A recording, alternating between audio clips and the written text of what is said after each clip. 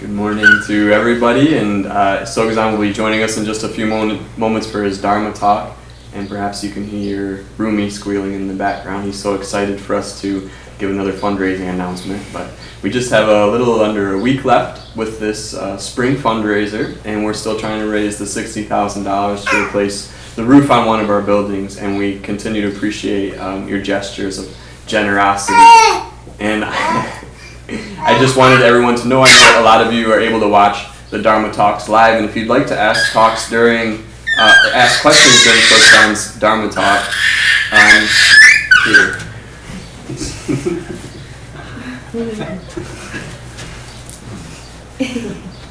That's better. There's a live chat box, and even if you've never connected with us, please feel free to ask questions. Just put your name and where you're from, and someone will ask your question here in the Zendo. And for those of you that aren't able to join us live, you're still able to ask us questions. Please feel free to contact us if anything comes up around Sokuzan's talks. If you have questions about practice or anything he said, he's always more than willing to respond to questions. So the generosity goes both ways. So we will continue to support your practice as much as we possibly can, and we appreciate the support you offer us to continue to provide these services here in Battle Creek and across the country and slowly into different parts of the world. So if you'd like to donate, feel free to visit our website, sokukoji.org, and click on the donate link, and that can go through PayPal, or you can send checks to 33 Anderson Court, Battle Creek, Michigan 49017, made out to Sokukoji Buddhist Community. And Sokuzan will be with us in just a minute. Thank you.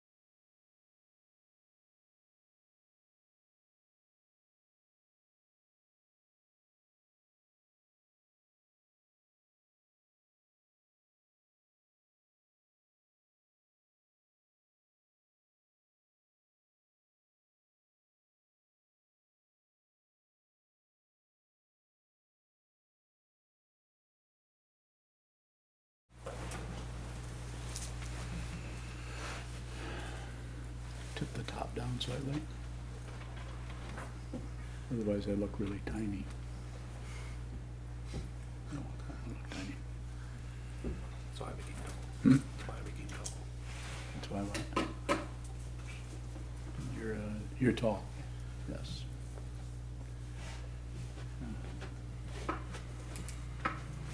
That's the end of the talk. Observe the form. What's the name? Observe the form. Observe the form. Yes. Oh, good idea. So what do we do with forms? We have all kinds of forms. We have forms in the zendo, forms in the monastery. You have forms at home when you're fixing breakfast, forms when you probably, if you're brushing your teeth, if you do such a thing. You have a certain way. You probably do it the same way every time, and you probably are not observing that form. You're probably observing your daydream or your memory of what you dreamt about last night, so on and so forth. So we tend to be caught by the form. We tend to be not just necessarily the one we're doing. We're caught by other forms, the form of the mind takes when it is trying to defend itself, support itself, protect itself. So when I say observe the form, what I'm encouraging everyone to do is just watch what moves, or watch what's still, or just observe that without any particular addition to it. You hear me talk about this over and over again. Why do I do that? Because it's very simple, but it's also easy to just ignore that whole situation and continue to be caught by forms, caught by the forms that we're not actually practicing. They're forms of confusion, forms of confusion and forms of, my arthritis sometimes doesn't cooperate. Thank you.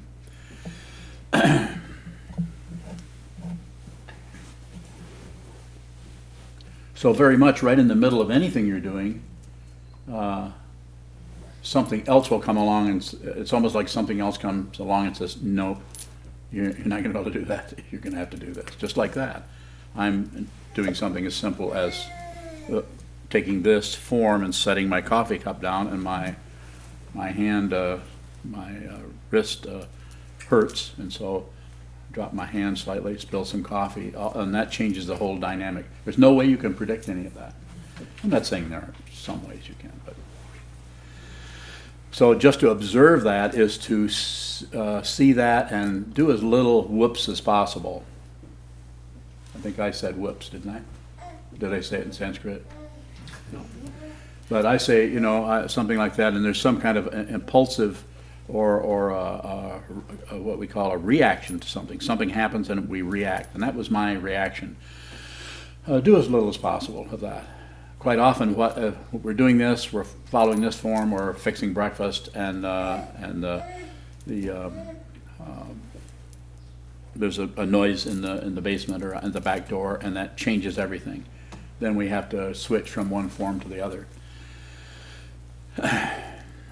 And quite often at the same time we're switching from one form to another, our mind gets full of all kinds of discursive thoughts about this, about that, about what should happen, who that might be at that back door, and so on. So we get flooded by that. We begin to get hooked by the objects that we believe in. We get hooked by the subject, who this is happening to, who's seeing this, who I am. I am the person who lives here, or who I'm the person who is practicing. I'm the person who is about to meditate, sit down and meditate. And then also we get hooked by the very movement that is happening, you could say, between the subject and the object. All the movements that are happening.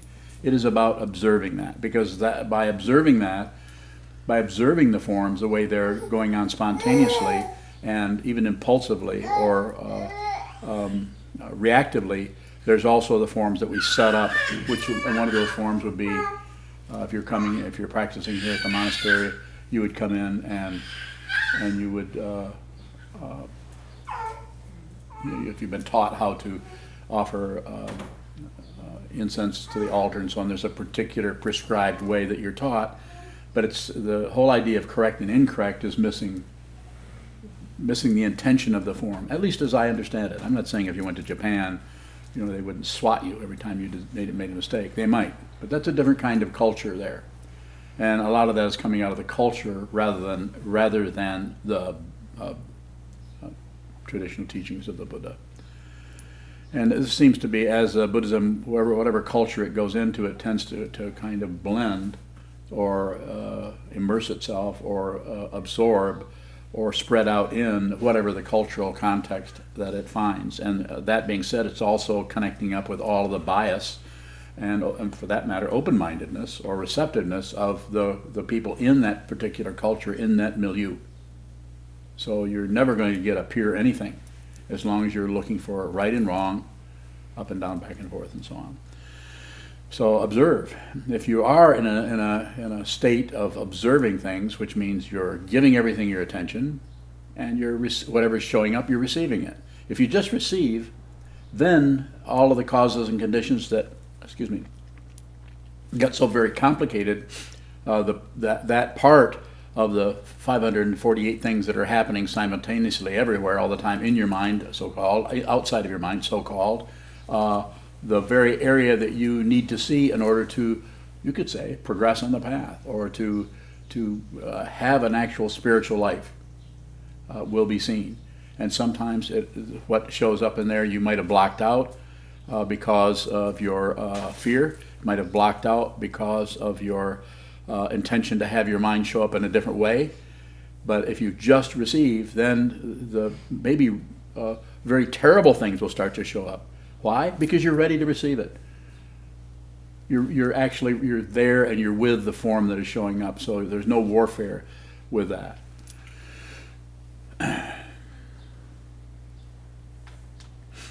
I sometimes say, live your life. Don't miss your life. So don't live a life where you've shut down a whole bunch of things so you never get threatened by anything. You never have a difficult feeling. You don't have any. If you're in this monastery, if you're a student of mine, if you're practicing this and you've been practicing for a while, you're in for it on some level, and you should be. When I'm saying in for it, I'm just saying you're here because you really want to. You're sincere. You really want to understand who you are, what it is to be a human being, what life is actually about, rather than come up with ideas or opinions of right and wrong or correct form, incorrect form. Even when we come right down to teaching someone the form, I'm very, very specific about the way I teach the form to people, like the Eno or any of the other monks that are here, anyone who's practicing forms or teaching others forms, to be very careful not to get some kind of authority over the person that you're teaching. You can't have a really good student without a really good teacher, and the teacher to be a really good teacher has to be a student. Always receiving. Yes, always receiving. What is the authority dynamic regarding you as the teacher and the guide of this monastery and the students? Very good. I don't have any authority. Any authority I have, I sit up here and take some part of the Buddha's Dharma that I have that has helped me or I understand, and I present it. If people hang around and listen, then apparently what I'm saying means something to them. If they leave, they leave. So, I mean, simply put, so any authority I actually get from students. But I don't require. I'm not functioning like they did in Japan in the 13th century or Tibet or any other place. That kind of authority it's a misunderstanding. It might have been good in that culture, in that situation, but in our situation, it just doesn't work so well. Go ahead. What's the natural type of authority that seems necessary for this to just function? So it's a monastery. We have monks, and we have the a person who leads, and then that person, with the permission of the other people. This is not a cult. No one's here made to stay here. People come and go. So the authority comes out of the forms, out of the desire or wish for someone to train their mind and understand deeply who they are and what the world is and what all of these emotions and feelings that come and go and that sometimes take us over and sometimes take us down into dark, deep hellish places. And so, if you want to know about that, talk to somebody who's been there. I make no claims. I'm just saying that I couldn't teach this unless if you were bringing me, any student was bringing me things that confused me or that I didn't understand, then I'd try to fix them. But any of you notice I don't try to fix anybody, much to your dismay, perhaps. I want you to see who you are. I want you to be aware of what this is. I don't want to,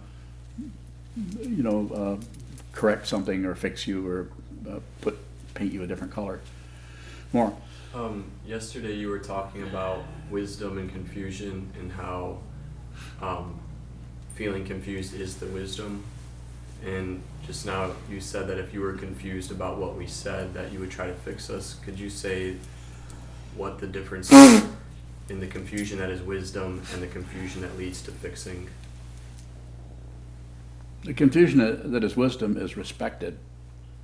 In other words, it's when I say respect, it's not you don't meddle with the confusion and try to seal it up, close this part down, lower the volume on this, or something like that. And then the other kind of a confusion is what was the other confusion? When you try to fix somebody. I don't. As far as I know, I don't.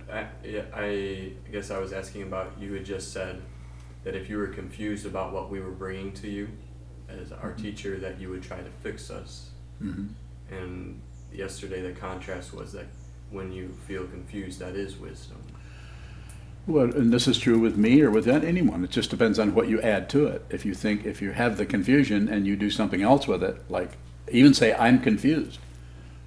If you're separating things out in your mind and thinking they're and adding to it, it's not that you don't feel really terrible for 20 minutes. It's not that you don't feel really good for 20 minutes. That's going to happen. Being a living being, you're going to experience that. But if you do anything with that, then that covers up the confusion. You might feel a little bit better, but you've just left class, to use the teaching learning metaphor. You've just abandoned your learning by shutting down. More? When I was wondering, going back to the authority situation, if that's a natural and mutual authority that arises, is it appropriate for the student to ever push back or resist? It's certainly appropriate. I mean, it depends on how you're asking me. I mean, just to deliberately fight, or well, just sometimes you say something along the lines of, if you're not going to practice what I'm presenting, then maybe I should go home, or maybe you should find somewhere else to practice. I do. And I'm just wondering about that dynamic of the teacher presents something, practice this, starting to like verge on faith, like how much skepticism or... Skepticism can always be there. Just don't believe your thoughts. Don't necessarily, I mean, don't shut it down, but don't disbelieve it or shut it down or say, oh, I shouldn't think that. I just have to, don't convince yourself, sell yourself no bill of goods about anything. Oh, it's Sokuzan, so I have to do what he says, I have to believe what he says. No, that's when you should ask me about it. What about this? This doesn't seem workable. And then, then I may say, I don't know what I'll say. It depends on what you bring, but yeah, there should be a teaching and learning situation, and when required, there could be a conversation about it, but as little as possible. No, not too much discussion. We discuss in the study group. It's a very formal, very structural situation where we're endeavoring to learn what things are pointing to using traditional structures down through the centuries that come to us. So I think you would be good. You're a close student of mine. You would be. You always, if there's anything that you have a consideration about, you bring it up to me. Do I resist that, or do I order you around? So how would it look to you? It just comes back to sometimes I just have to give you the benefit of the doubt, and do it anyway, just so I can see what it is. Okay. So I sang something to you yesterday, and you got a big kick out of that. Do you remember that? Yeah. How'd that show up for you? I didn't start laughing until you did because I wasn't sure what to make of it. I like that. I didn't start laughing till you did. I'm not a good singer. You don't want to hear this, and I'm not about to burden you with singing. But he's a student of mine. So it's always about awareness. It's never about accomplishing a damn thing. Remember that. Write it down. There's nothing to accomplish. That's a mundane path. That's about getting better at the violin, better at cutting hair, better at investing, better at being an attorney. I mean, please, in that area, keep going. Be as good as you can, but when it comes to the sitting practice, just receive, just observe, whatever happens. No matter how terrible, no matter how wonderful, do nothing extra with it. And if you are listening to this either on YouTube or in here and you disagree, there's ways you can handle that. You can just don't listen anymore, go somewhere else, which I'm not chasing you away, or you can bring it up, you can talk to me, have some guts. You said the authority comes from the forms. Do we have to maintain the forms? If you're maintaining forms, then that's a misunderstanding.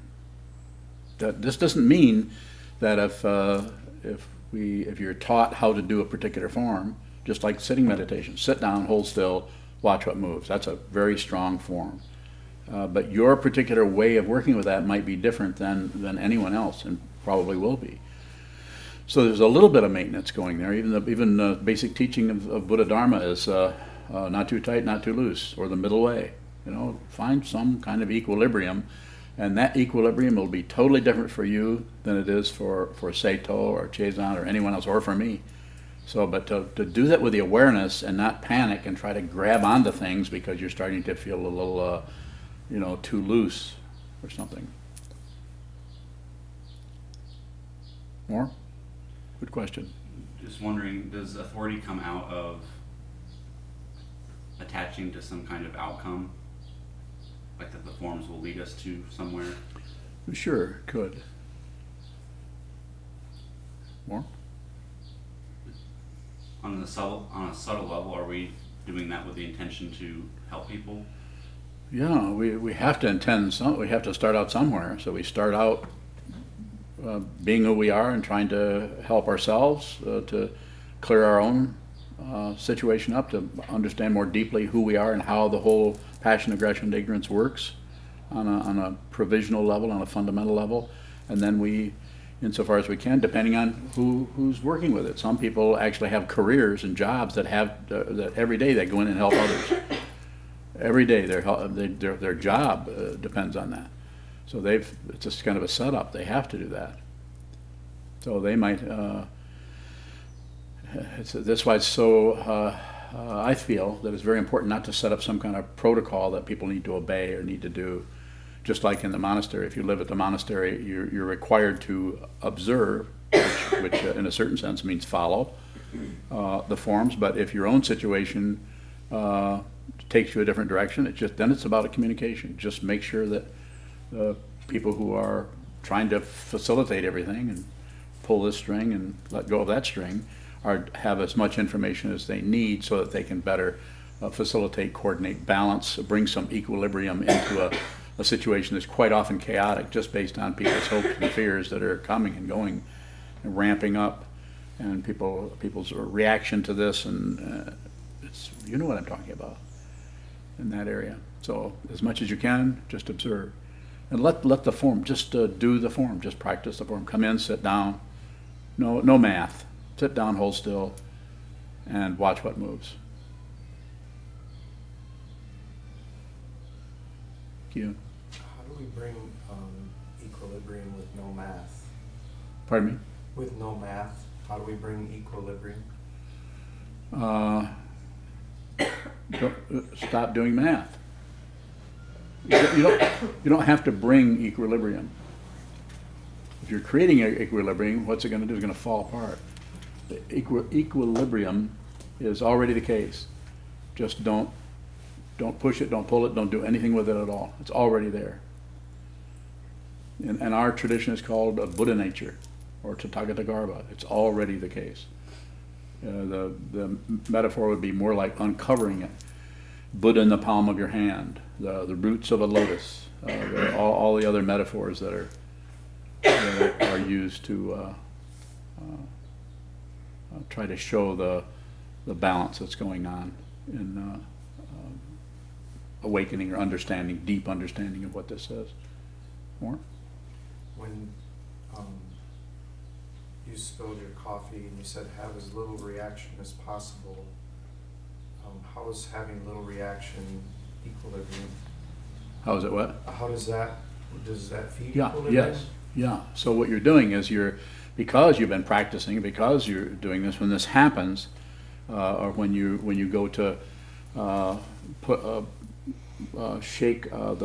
bring the incense stick down to put out the flame in the incense before you offer it to the altar, if your incense stick breaks, that's quite often will happen to people, especially if they're not used to doing it.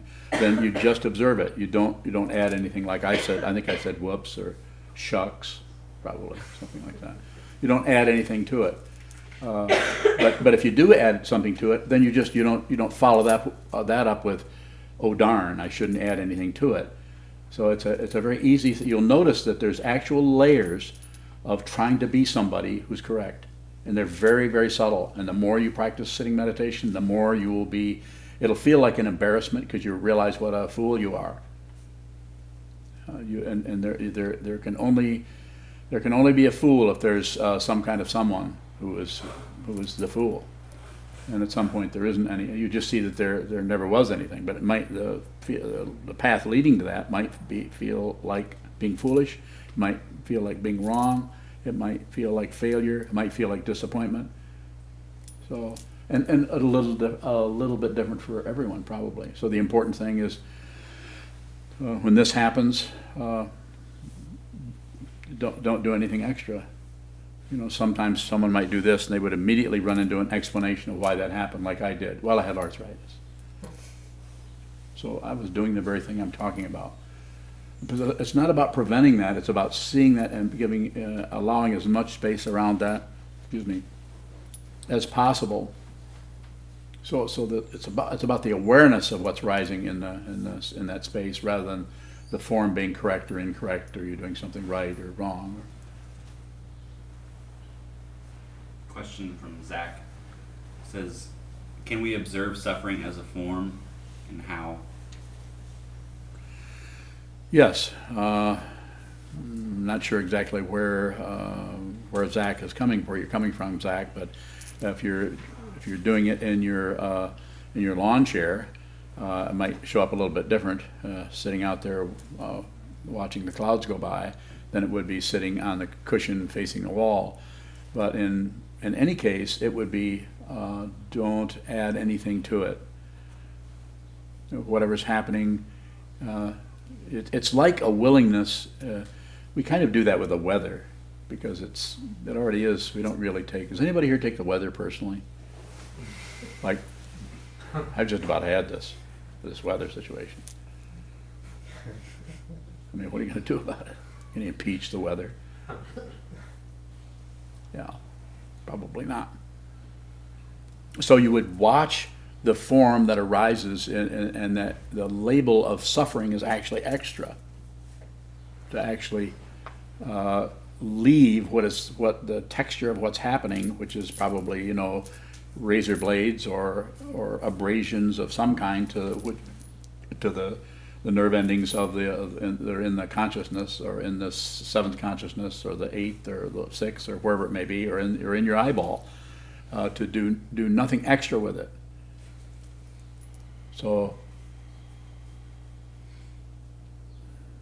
it takes practice. We need to practice, and a part of the practice means including, in other words, not objecting to it, not fretting about it, how we can't do that. That's what it feels like to be a student. I'm sure you've noticed if you remember when you were 7 or 8 and you were learning how to ride a bike, one of the first experiences you have is how you can't ride a bike. And and then there's that feeling, well, I can't ride a bike, so I'm not going to do that. People do that. they actually, well, I can't do that. Well, have you tried to do that? Or have you, yeah. It's not coming out of experience, it's coming out of just enough experience to know that it doesn't feel good to fall over. So, and that, you know, metaphors are just that, they're, you know, metaphors. They're not the real thing. So we do the best we can to use a metaphor to show how something is functioning as clearly as possible without justifying, validating, or excusing anything. A question from Oscar in Houston. Bosker. He asks, is the act of observing form any different from mindfulness that is taught by other schools? It appears to be the same to me, but I was wondering if I were missing a subtlety. So I don't know if you're missing a subtlety, but the mindfulness that happens in sitting meditation, where you're practicing mindfulness, or there's several different forms of this. There's the Vipassana forms, where you're actually scanning and so on. You have your eyes closed so you can more concentrate on the movement. If you have your eyes open, it's more like, you know, anything can show up. And the sense of seeing is much more supportive of our imputation or our understanding that everything is separate, because it's over there. But as soon as we close our eyes, everything becomes more and more intimate, and when it's more and more intimate, we're able to actually work with that in such a way. Some of what is happening in the mindfulness practice, and if I'm understanding your question, Bhaskar, is that we're trying, using mindfulness, we're trying to calm down. We're trying to use what we're doing with our mind, and we're using structures and forms to actually soothe the mind so it calms down, or so it's more stable. And so I'm not against that. That may be what you need to do. Anybody that's listening, if there's anybody else listening at all, you may need to do that. I'm not going to argue with you about it. I would let you decide. If you're here, then you're listening to me, then give me the benefit of the doubt. I'll tell you what to do based on 45 years of doing other stuff. So, her experience. So I would say the way I teach this is to how would I say it? Give you the benefit of the doubt by saying, what I'm saying is the instruction is sit down and hold still, even if you can only hold still for 8 minutes. Then go ahead and move. If you need to relax, then go back to holding still again. Because when you hold very still without being rigid, you see more clearly through a kind of contrast anything that's moving. And watching what's moving, eventually that will reveal that everything is dependently arisen. Even the things that you're looking at moving, coming and going, if you don't join in the circus, just stay off stage. Just watch what's moving, and don't get sucked in particularly. And if you do, then just observe being sucked in.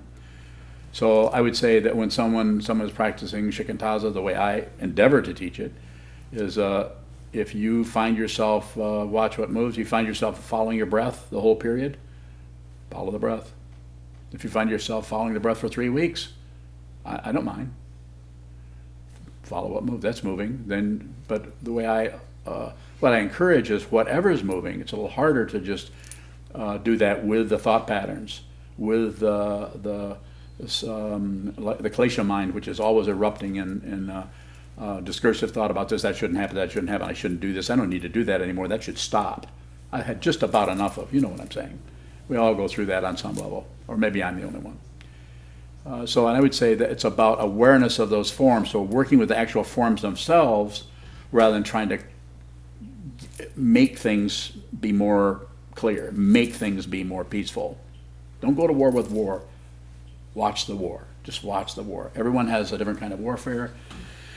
And so I'm not saying that all kind of mindfulness couldn't help you, but you should be the one who, sitting on your butt on the cushion, looking at the wall, you should be the one who decides if you want to close your eyes and go into that kind of a technique.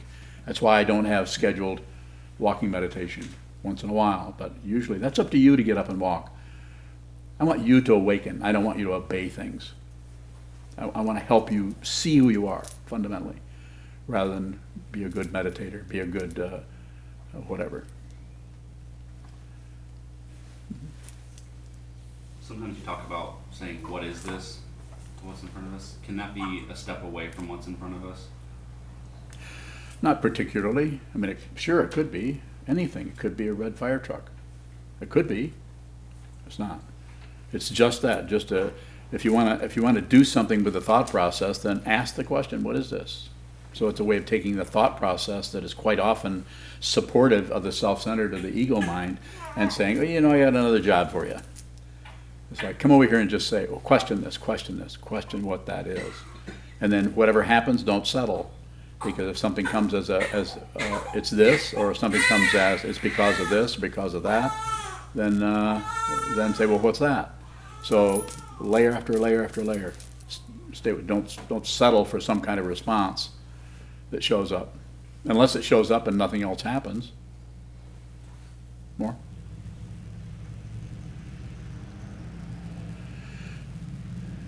Are we adding a question to the entire situation?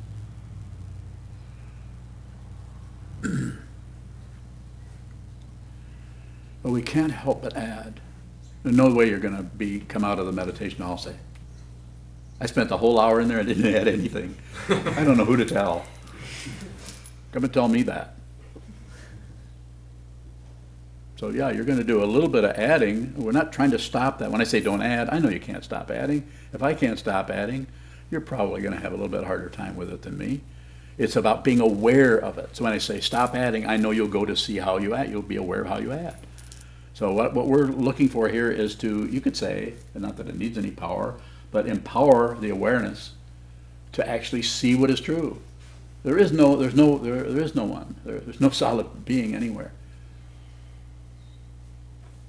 Sure looks like it, doesn't it? It looks like there is, but there isn't. There are no practitioners. There's no Buddha.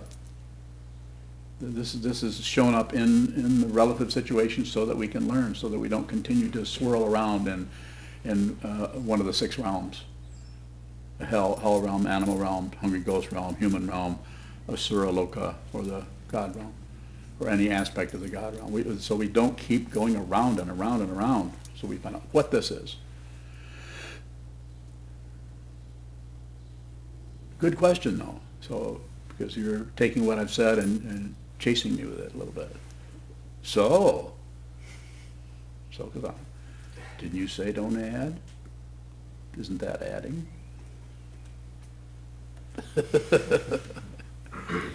And of course, there's some adding, but then you can watch that adding.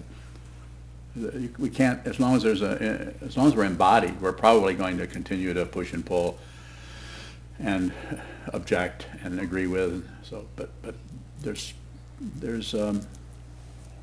it's difficult to take concepts and point to something without using concepts that further tie you into the concepts, which the downside of that is you're tied into concepts. But the upside of that is the very thing you're pointing out is not separate from concepts. But it's not just the concept.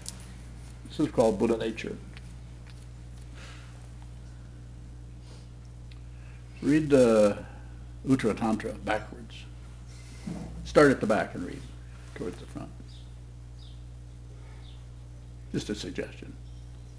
Joseph. You had said earlier that there's cultural differences in the roots of Buddhism in Japan. In my training for education, we're encouraged to form student-led classrooms and to be a facilitator. Is there, when we live in a place that idealizes democracy, is there an evolution in Buddhism here that's, I don't know, that toward democracy or towards student-led practice? Some. As long as there's people trying to study, then there's going to be some of that happening. But we don't vote. If you only vote if you're reinforcing people's opinions and you're validating an opinion, then you might need to vote. But that's democracy. Could you say a little bit more about that? Ask me a question about it. What is it about voting that's reinforcing other people's opinions? Because there's the belief or the imputation that some things are right and some things are wrong. And it's not that there isn't dangerous and unhealthy and problematic and healthy and uplifted and sane. I'm not saying that. But if you do it with opinions, you'll get snagged. I have people who are students of mine who are very confused in this area. Not many, I have some. I feel confused about it, Are you a student of mine? somewhat. Well, I rest my case. How many somewhat students do I have here? Do I have any other somewhat of a student?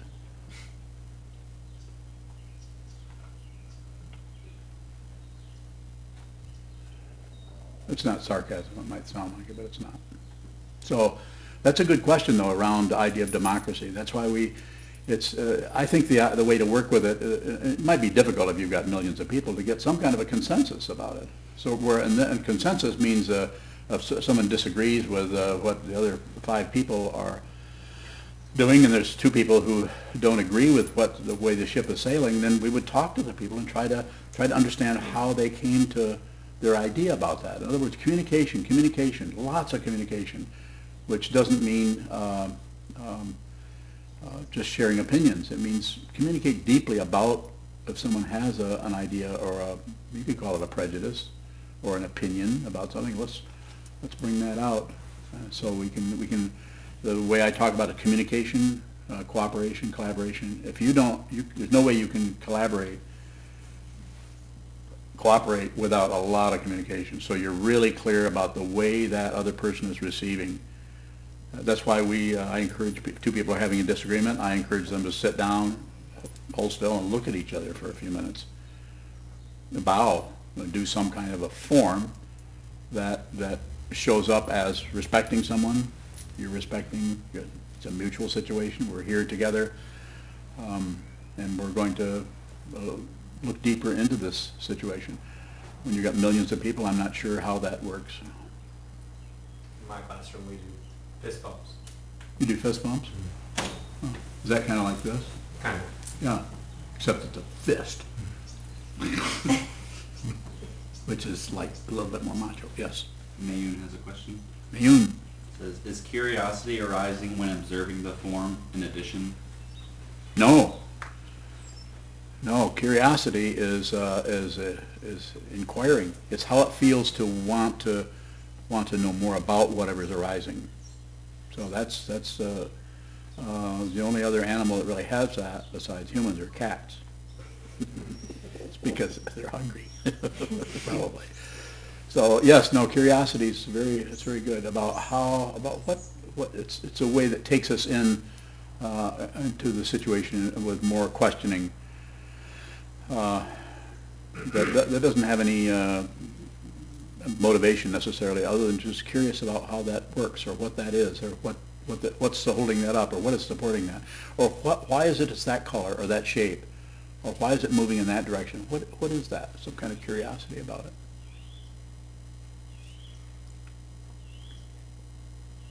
Further questions? Sokuzan? Earlier, you mentioned something about getting sucked into a situation, like saying whoops, or maybe cussing at someone who cuts you off in traffic. Mm-hmm. Is it always getting sucked into it?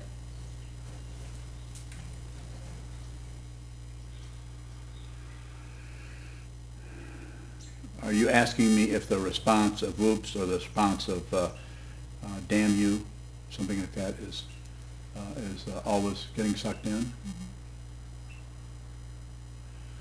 Mm-hmm. It depends on the awareness. It depends on how much validation of your feeling, your emotion, how much validation of whatever negativity is coming up in response to something that is being validated. How much extra. So if the awareness is just as strong as the whoops, or just as strong as that, then probably not getting sucked in, but just well aware of how frail your self-centeredness is to things coming out of nowhere. You'll notice, and if you're a meditator especially, maybe if you're not, but you'll notice that there are times when you're so present that even if something comes out of left field, so to speak, to use that metaphor, you're not surprised by it.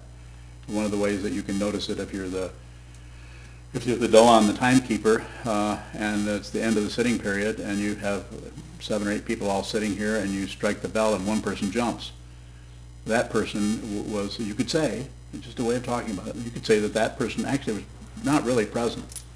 They were in a daydream about something, and they were shocked out of it by some other situation. So I'm in a daydream as I reach for the coffee cup, and that daydream is I'm reaching for the, I'm not saying it, but I'm reaching for the coffee cup, and the built-in, you could say, the expectation that I'm going to grasp it, and it's going to remain in place, and I'm going to pick it up.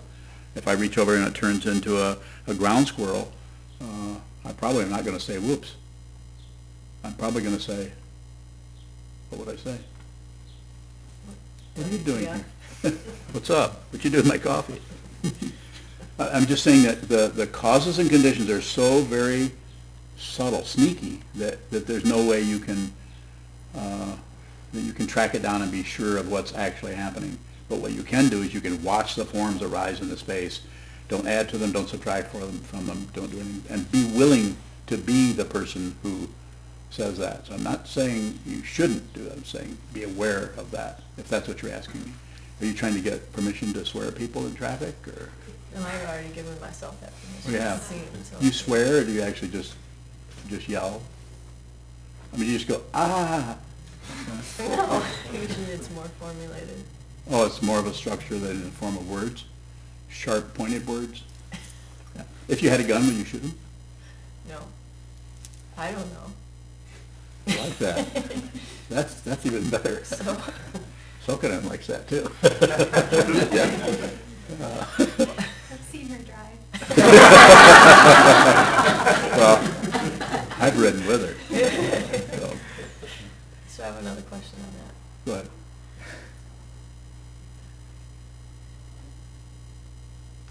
Is the awareness training necessary to see proportional to the karmic predisposition or habitual tendencies for that to come out like it's hardwired? If I understand your question, I think I do, but I would say I don't know how, I don't know of another way, so I'm not really knowledgeable about maybe other ways of doing it. I only know about this, and it looks like you need to, at least from my confusion that I was born with and still have, that confusion, in order to really understand what that is, I needed to sit down, hold still, and stop making up stuff. Sit down, hold still, and stop adding on. Sit down, hold still, and stop judging myself. Sit down, hold still, and stop inventing anything.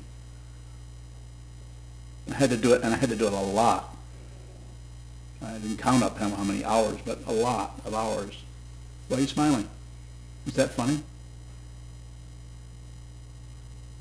I don't know. Did it feel like I was attacking you? Not really. Well, I was. So, it seems like, I'm not saying there isn't another way, but it seems like it's really necessary to just continue to look and look and look. Look at what it is without changing it, without trying to improve. The whole improvement idea is we need a little bit of that. We need a little bit of sitting for years and years of things clearing up, but you're always yourself. When I say yourself, that is not a solid situation. So whatever you are, whatever this is, which the teachings will tell you what you are, but you need to find it for yourself. It's something that's extra for one person, not extra for another person. Give me an example. Like cussing in traffic, if I were to do that, it would be a whole lot of adding on that doesn't show up for me. You don't cuss in traffic? But that's, of course, you don't really know what the experience of anger is yet, do you? I didn't say that. No, I did. Do you? I think so. Have you been mad at me? I'm not doing my job. Do I need to be mad at you? Did I say that? I'm asking. No.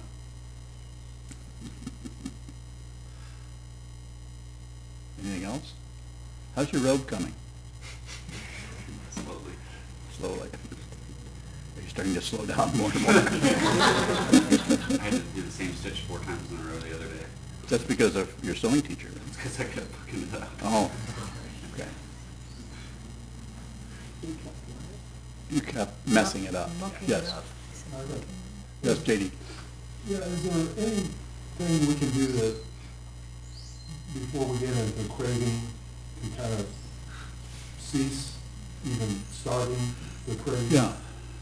You Yeah, know what I mean? yeah, I do know what you mean, and my understanding is a lot of sitting meditation.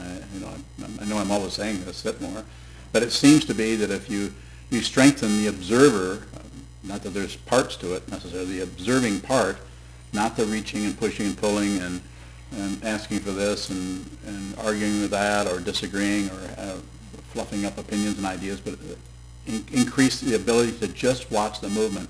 We do that by holding very still and watch the movement of our consciousness. That's the place where you actually practice, because eventually when you get up off the cushion later, the world is just your mind in 3 dimensions.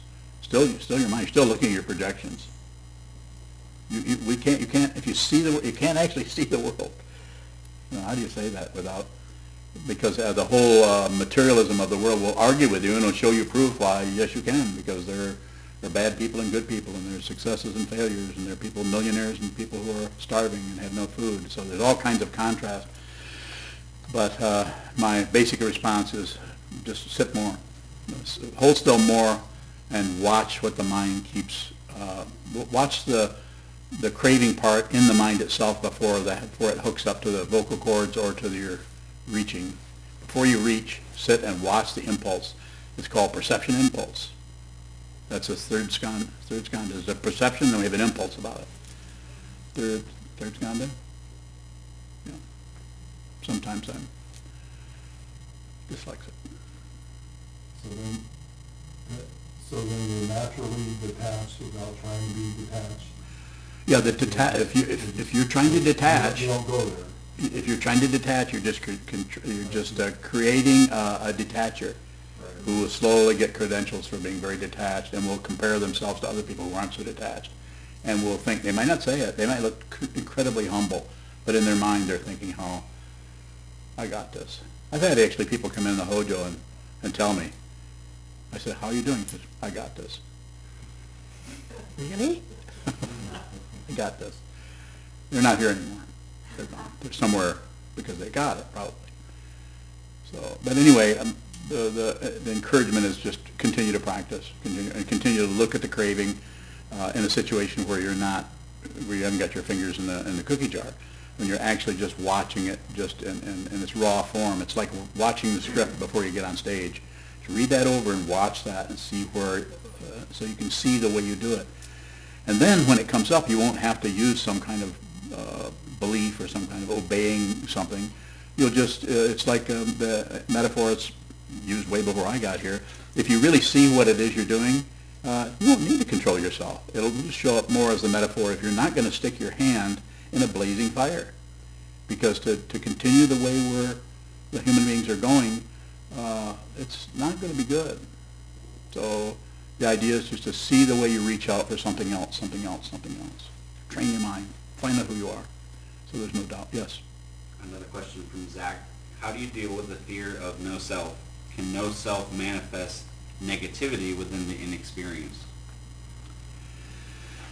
Just without having some interaction around how that's showing up, just the question itself, I would say just sit more. The downside is the fear, but the upside of that is if you're having fear around that, then meditation is probably doing its job. You're actually starting to see the self is a collection, is a discontinuous, and doesn't have any solid core to it. This is not just Buddhism, but there's philosophers down through the centuries that have seen this, that have studied and looked at the mind closely. I think David Hume was one of them, 16th century philosopher. Talked about there not being more like a discontinuous identity. He called it a bundle of traits and ideas and perceptions and so on. So the idea of looking at that without fixing it, the idea of looking at that without giving yourself any kind of lecture, eventually you will actually see that it will come apart, but you won't go anywhere. your idea about the situation will come apart. Or not.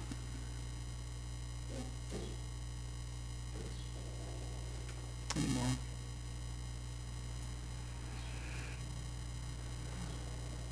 Something's happened to the audio again. Anything else? No? Anything else? No? No? No? Have a question? Keelan always has a question. Michael, you have a question? Jason?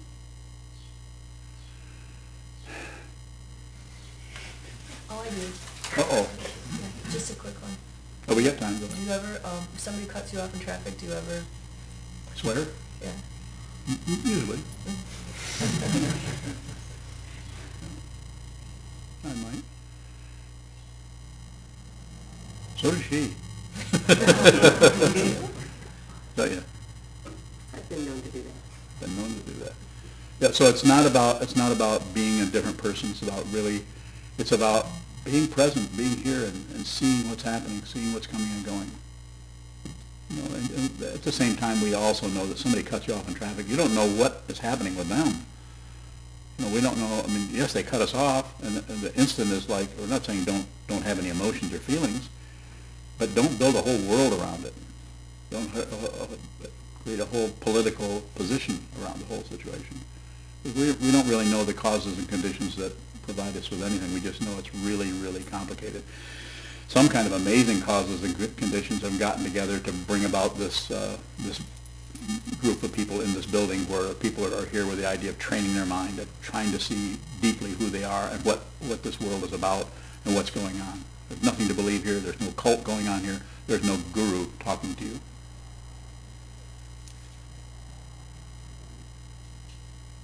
Thank you very much.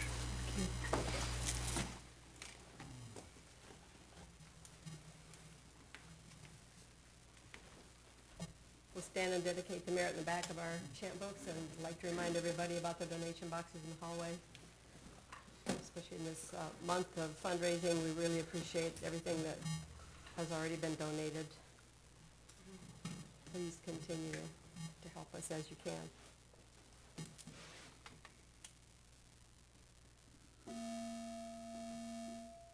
May the merit of this penetrate into all places, so that we and every sentient being together can realize the Buddha's way.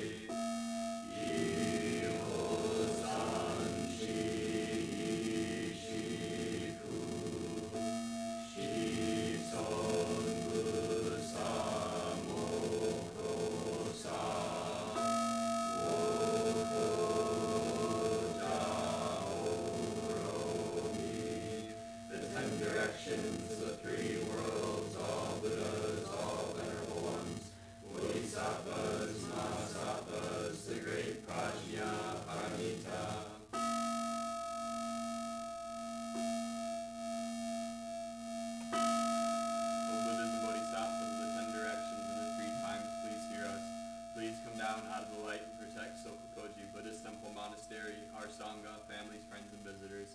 Heal everyone who is unhappy, sick, or suffering, and fill them with light.